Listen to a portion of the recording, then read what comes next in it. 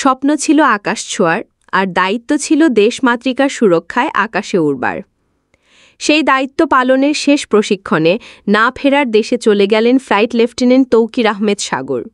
বিমান বিধ্বস্ত হয়ে ঢাকায় তার মর্মান্তিক মৃত্যুতে শোকের ছায়া নেমে এসেছে।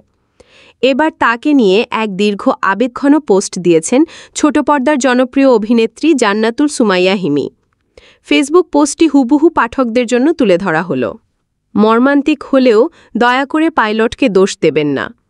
তিনি চেষ্টা করেছেন, তিনি সত্যিই চেষ্টা করেছেন। তিনি জানতেন এটা একটি স্কুল, তিনি জানতেন আশপাশে শিশু রয়েছে।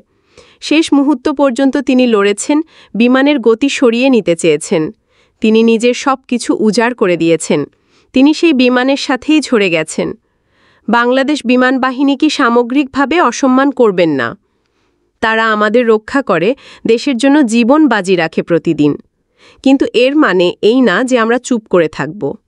আমাদের কঠিন প্রশ্ন করতে হবে।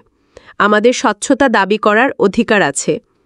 আর যদি কোথাও গাফিলতি থাকে, যদি কারো ভুল সিদ্ধান্ত প্রাণহানির কারণ হয়ে থাকে, তবে তাকে অবশ্যই জবাবদিহির আওতায় আনতে হবে।